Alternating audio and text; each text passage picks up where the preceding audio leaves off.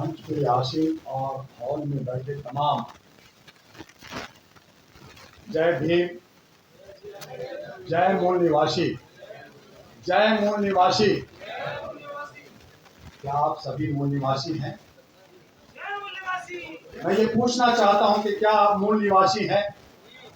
और अगर आप मूल निवासी हैं तो फिर आप 6,743 जातियों में बटे हुए क्यों हैं? और 6,743 जातियों के बाद भी और जातियां और धर्म में बांट रहा है कौन? आप कहते हैं यूनिवर्सिटी में बांटा है।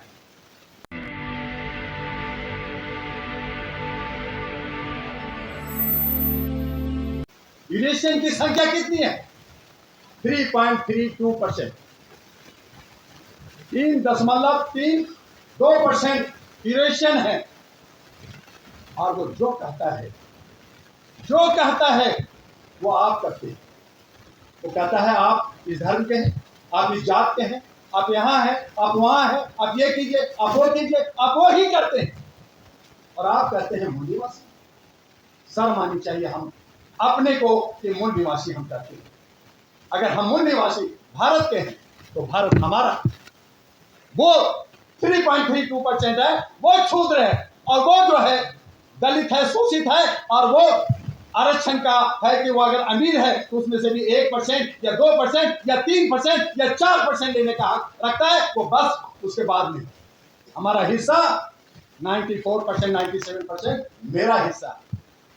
लेकिन आज का जो विषय है, मेरा समय कम है क्योंकि मैं भी जल्दी में था, बहुत कुछ कर सकता था, घंटा 2 घंटा बोल सकता था, नहीं बोलूंगा, 2 मिनट में बात को खत्म करूंगा। क्योंकि दिल्ली के अंदर हमारे वाल्मीकि समाज की बात है।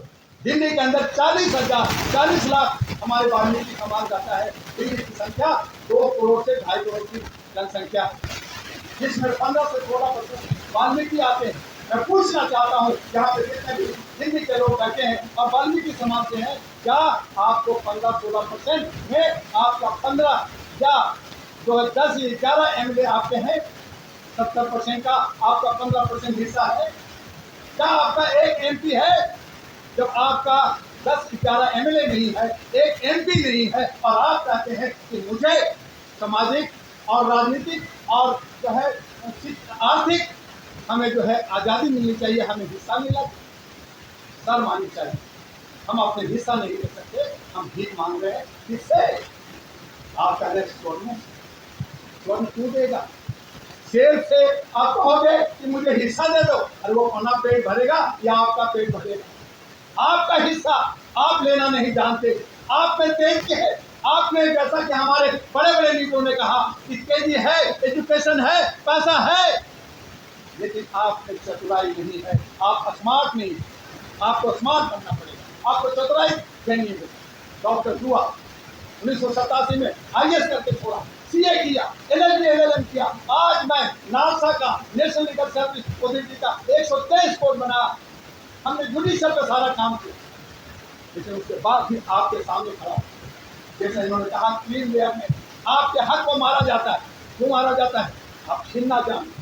आज भी आपको वोट बैंक बनाया जा रहा है कि आपसे वोट दीजिए, लगातार वोट दीजिए और उनको जिताइए। आपको मंदिर और मस्जिद में उलझा दिया जाता है, आप उधर भागते हैं, आप जो है कमरिया लेके भागते हैं। आप पूजा करना है, आस्था करना कीजिए ना, किसने रोका?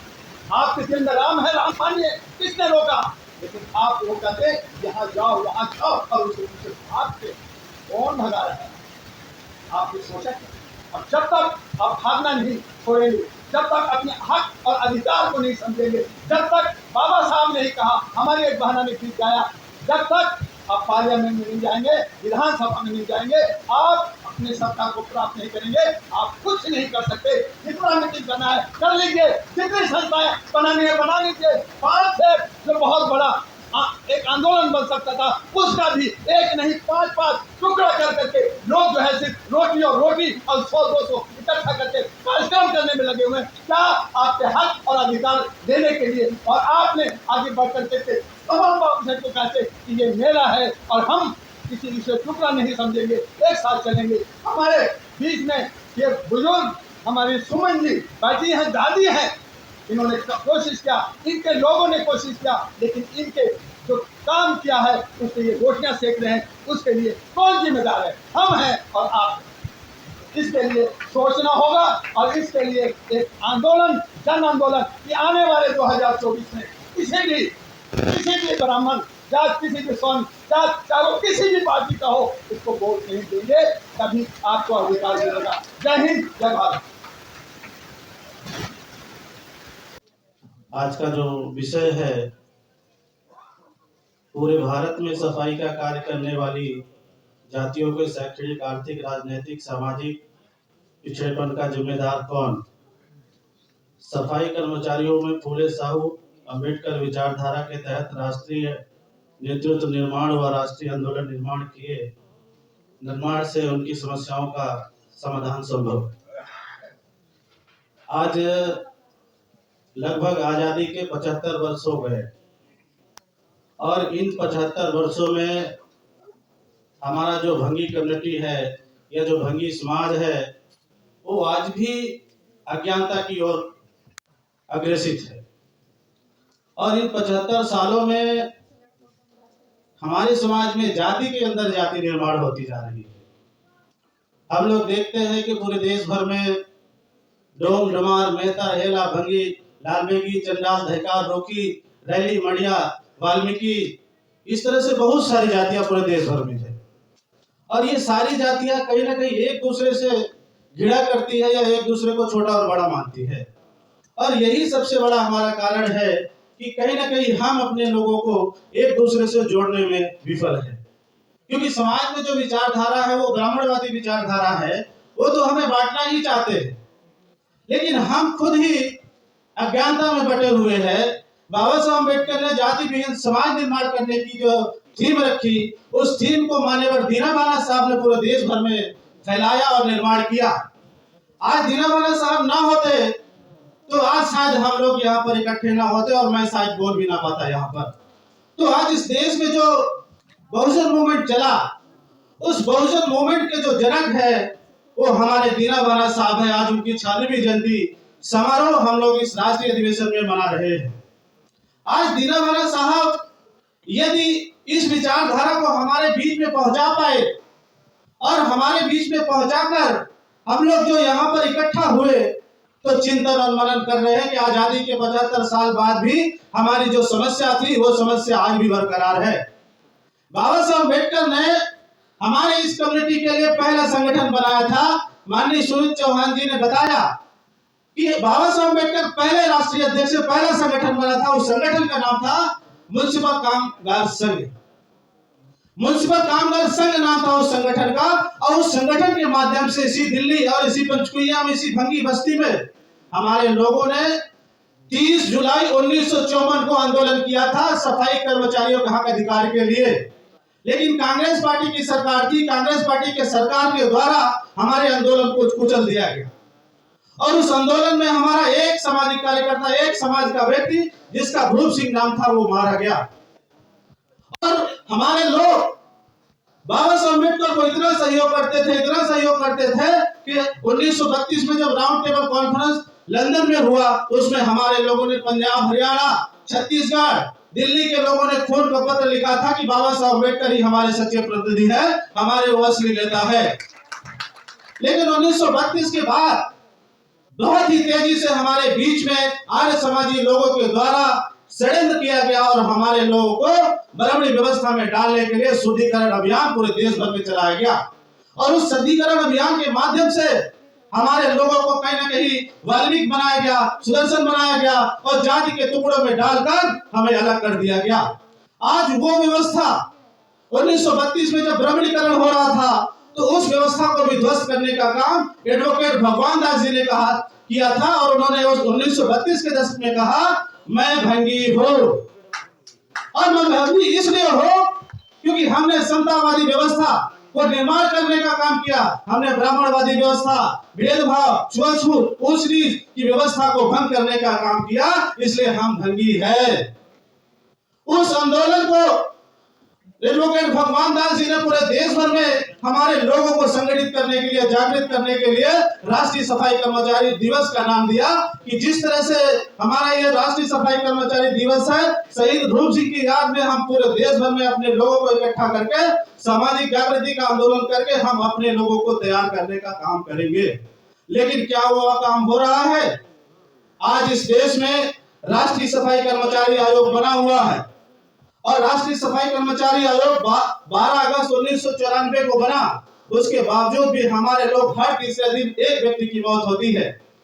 ये एनसीएसके की रिपोर्ट है 2017 की, हर तीसरे दिन एक सफाई कर्मचारी की मौत होती है। साथियों, आप सोचिए हमारे लोग कितना भयावह उनकी मौतें हो रही है। हर तीसरे दिन हमारे लोग मर रहे हैं और सीवर का ढक्कन जब वो खोलते हैं तो ऑन द स्पॉट उनकी मौत हो जाती है।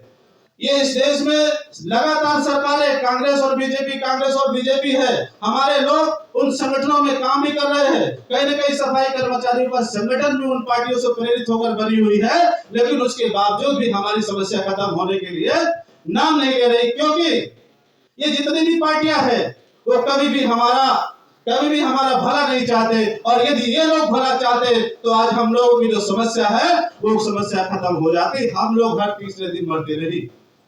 सोचिए कितनी भयावह हमारे लोग इस देश में मर रहे हैं, और मरने का जो सबसे बड़ा कारण और सबसे बड़ा जो जिम्मेदार है, कहीं न कहीं इस देश की सरकारें हैं, इस देश की पार्टियां हैं। इसलिए हमें सबक लेना होगा। हमें स्वयं ही अपने आंदोलन को तैयार करना होगा, स्वयं ही अपने संगठन को खड़ा करना पड़ेगा, और स्वयं ही हमें अपने समाज के लोगों को जागृत करना पड़ेगा, और आपस में हमें रोटी बेटी का संबंध बनाना पड़ेगा।